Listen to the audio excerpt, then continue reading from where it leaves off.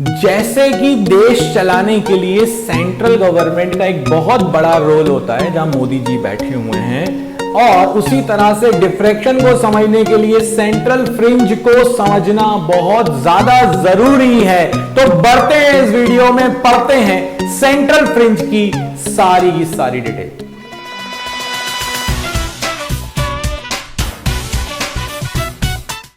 तो भाई बढ़ने के पहले लेकर चलता हूं तुम्हें पहले बूटी जोन में।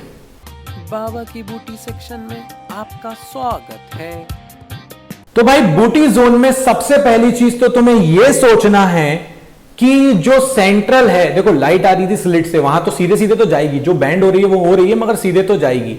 तो ये जो सेंट्रल बन रहा है ये किसके बीच में बन रहा है? अब ये लाइट अगर तुम्हारी आ रही है, इधर एक डार्क बना फर्स्ट डार्क, इधर नीचे एक फर्स्ट डार्क बना, तो जो फर्स्ट डार्क है इन दोनों के बीच में जो बन रहा है वही तो सेंट्रल का ब्राइट है, क्योंकि सेंटर ब्राइट बनेगा। ब्राइट ब्राइट ब्राइट ब्राइट, थोड़ा सा इसके बाद ब्राइट के बाद ब्राइट थोड़ी ना आएगा, पता ही नहीं चलेगा। तो ब्राइट जो बनेगा वो दो डार्क के बीच में बनेगा ना।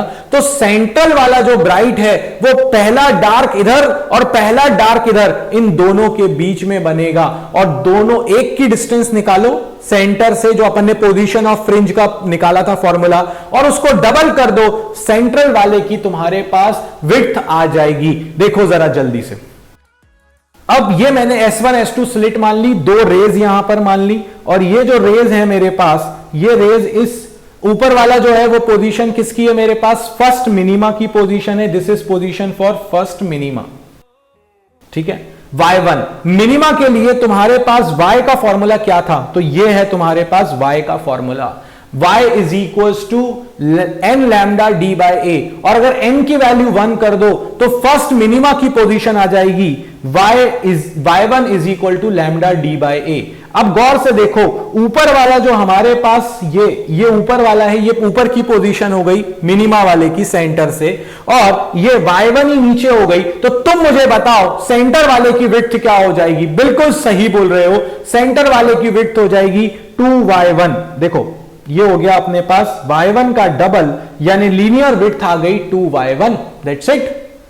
अब हमारे पास आता है नेक्स्ट, अगर सेंट्रल वाले की हम बात कर रहे हैं तो सेंट्रल वाले की एंगुलर विड्थ कितनी आएगी? तो यार सेंट्रल वाले की जो एंगुलर विड्थ है वो एंगुलर विड्थ क्या होगी? तो देखो फर्स्ट वाले की एंगुलर विड्थ हो गई ये θ1, सेकेंड वाले की हो गई यहां पर नीचे की तरफ θ1, और जब अपन इसको पीछे की तरफ एक्स्ट्रापोलेट कर रहे हैं तो ये जो पूरा एंगल आएगा ये कितना आ जाएगा? 2θ1। अब पहले वाले की जो एंगुलर पोजीशन होती है मिनिमा की वो होती है n लैम्डा बाय ए। बताया था ना, कैपिटल डी को गायब कर दो, कैपिटल टी को हटा दो लीनियर वाले में से, एंगुलर बन जाता है। बस इतना ही तो याद रखना था। तो अगर तुमने ये याद रखा तो n1 लैम्डा बाय ए, ऊपर वाले का एंगल हो गया लैम्डा बाय ए, नीचे वाले का एंगल हो गया लैम्डा बाय ए, तो तुम्हारे पास सेंट्रल वाले का जो टोटल एंगल हो गया वो हो गया 2 lambda by A. So angular width of central one is 2 lambda by A, यानी बाकी सबकी लैम्डा डी बाय ए था लीनियर विड्थ,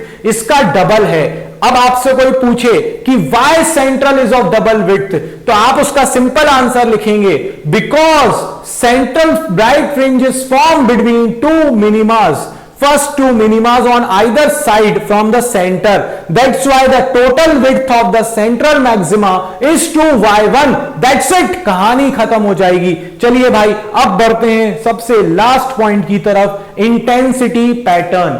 और ये जो इंटेंसिटी पैटर्न होता है ये बहुत इंपॉर्टेंट होता है। क्यों इंपॉर्टेंट होता है? क्योंकि ये एग्जाम में आता है। अब आपसे मैं कहूंगा इंटेंसिटी सेंट्रल वाले की, तो देखो सेंट्रल वाले की इंटेंसिटी सबसे ज्यादा, पूरी की पूरी लाइट आ रही है उस पर। अब जब पूरी लाइट आ रही है सेंट्रल पर, तो सेंट्रल वाले की जो एंगुलर विड्थ होगी वो सब, जो एम्पलीट्यूड होगा, जो मैक्सिमम होगा, इंटेंसिटी भी मैक्सिमम होगी, तो वो हो गया मैक्सिमम। फिर मैंने तुमसे कहा था ना वेव फ्रंट डिवीजन होते चले जाते हैं, वेव फ्रंट कटता चला जाता है। पहली बार तुम्हें मिला था कितने पर? पहली बार तुम्हें मिनिमा मिला है 3 लैम्डा बाई 2 पर। n लैम्डा, मिनिमा का फॉर्मूला क्या था हमारे पास? n lambda by A, angular position. तो पहली बार मिनिमा कब मिला था? n की वैल्यू यहां पर 1 रख दो, n की वैल्यू 1 रखोगे तो ये आ जाएगा लैम्डा बाय ए। तो देखो first minima lambda by A angle पर, दूसरा वाला 2 लैम्डा बाई ए पर, और डिफ्रैक्शन में जो बेंडिंग है वो इंटेंसिटी कम होती चली जाती है, इसीलिए सबसे ज्यादा फिर धीरे धीरे धीरे धीरे धीरे धीरे धीरे, जैसे कि शुरुआत होती है अपने साल की, इस साल फोड़ डालेंगे बाबा जी, इस बार तबाही मचा देंगे, साल की शुरुआत में अप्रैल में 12th में यही होता है। और जैसे ही अपन आगे बढ़ते हैं, अभी तो एक साल थोड़ा आराम कर लेते हैं, ऐसी करते हैं ना अपन लोग, उसके बाद फिर आते आते आते एंड में बिल्कुल टाइम फिर बाबा जी आएंगे, फिर वो सेंट्रल को बीच में पिक्चर में लाएंगे, अचानक से तुम्हें मोशन दे देंगे, अचानक से तुम्हें सपोर्ट दे देंगे, मैं खड़ा हूं चिंता क्यों कर रहा है भाई, गिरने नहीं दूंगा, इंटेंसिटी जीरो नहीं होने दूंगा, फिर तुम्हें सेंटर पे लाके खड़ा कर देते हैं, फिर तुम्हारे अंदर जोश आ जाता है, एनर्जी आ जाती है, और फाइनली मार्क्स भी आ जाते हैं। जब अपन पढ़ रहे हैं तो मार्क्स तो आएंगे ही आएंगे, मैंने कहा था ना मार्क्स के पास कोई ऑप्शन नहीं है। चलिए, ये इंटेंसिटी पैटर्न है, सबसे ज्यादा सेंट्रल की विड्थ भी डबल, धीरे धीरे ग्रेजुअली कम होती चली जाएगी। इसके बाद हमारे पास आता है difference between interference and diffraction.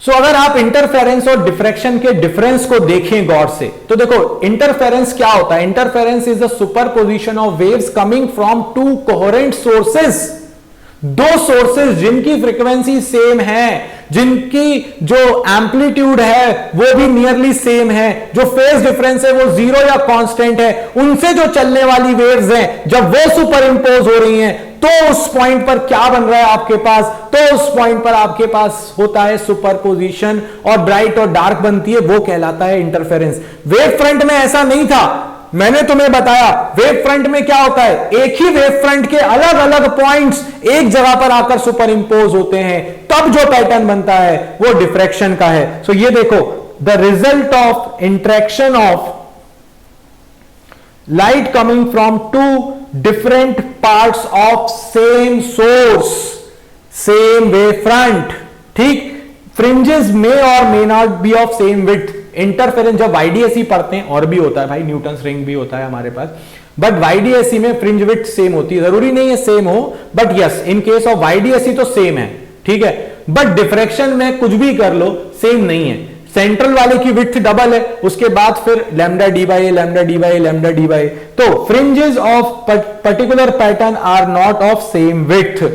इसके बाद इंटरफेरेंस में मैंने तुम्हें बताया था, इंटेंसिटी का जो ग्राफ, पुराने वीडियो नहीं देखे हो तो देख लेना, गड़बड़ी मत करो, इंटेंसिटी सबकी सेम रहती है, but in case of diffraction centre के बाद ग्रेजुअली इंटेंसिटी क्या होती जा रही थी, कम होती चली जा रही थी। इसके बाद मैंने आपसे कहा था, the point of minimum intensity is perfectly dark, hence the contrast is very very good. Contrast मतलब ब्राइट ब्राइट दिख रहा है, डार्क डार्क दिख रहा है। इस केस में भी, डिफ्रैक्शन में भी जो कॉन्ट्रास्ट होता है, जो इंटेंसिटी होती है डार्क वाले की, वो बहुत कम, इनफैक्ट जीरो ही होती है, मगर क्योंकि मिनिमा जो है, मैक्सिमा जो है, उसकी इंटेंसिटी कम होती जा रही है, सेंट्रल वाले की सबसे ज्यादा, फिर धीरे धीरे कम, तो ब्राइट और डार्क के बीच का जो गैप है, जो कॉन्ट्रास्ट है, वो धीरे धीरे कमजोर होता जा रहा है, पुअर होता जा रहा है, खराब होता जा रहा है।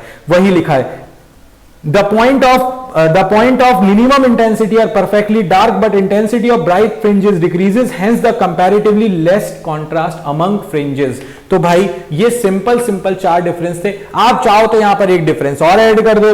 In this case for bright fringes path difference is n lambda, and for here for bright fringes the path difference is equal to 2n plus 1 lambda by 2।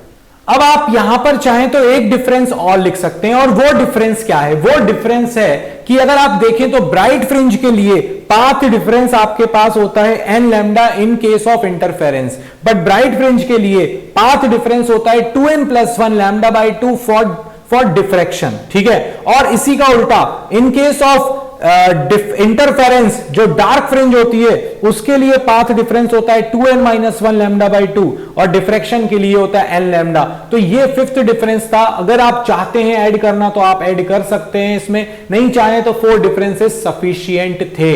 तो यार ये हमारे पास खत्म हो गया interference completely, diffraction completely, wave optics completely. अब आपको एक वीडियो की लिंक नीचे दी हुई है जो डिफ्रैक्शन के न्यूमेरिकल का वीडियो है। आई स्वेयर आपको पुराने वीडियोस दिखाने का कोई मोटो नहीं है, मगर न्यूमेरिकल्स वही हैं दोस्तों, वही इंपॉर्टेंट न्यूमेरिकल्स डिस्कस करने थे, इसीलिए वही बाबा जी हैं, इसीलिए वही वीडियो आपसे शेयर किया है और कुछ नहीं। अगर आप देखते हो तो डिफ्रैक्शन के न्यूमेरिकल्स जो कि बहुत इंपॉर्टेंट है और मैं रेकमेंड करूंगा कि आप देखो, आप उस लिंक पर क्लिक करो, डिफ्रैक्शन का वीडियो आपके सामने आ जाएगा, आपके डिफ्रैक्शन के न्यूमेरिकल्स भी हो जाएंगे। और जिसको एक्स्ट्रा हेल्प चाहिए, जिसको लगता है कि बाबा जी से पर्सनल अटेंशन चाहिए, वो आ जाओ जरा जल्दी से बाबा गैंग ऐप पर 12th प्रो कोर्स को देखो। मैं उन टॉपर्स को भी सजेस्ट करूंगा जो 95 से 100 की जर्नी चाहते हैं, वो भी 12th प्रो कोर्स को बाबा गैंग ऐप पर जरूर से जरूर सब्सक्राइब करें। तो इस वीडियो में बाबा जी की तरफ से इतना ही। जय हो।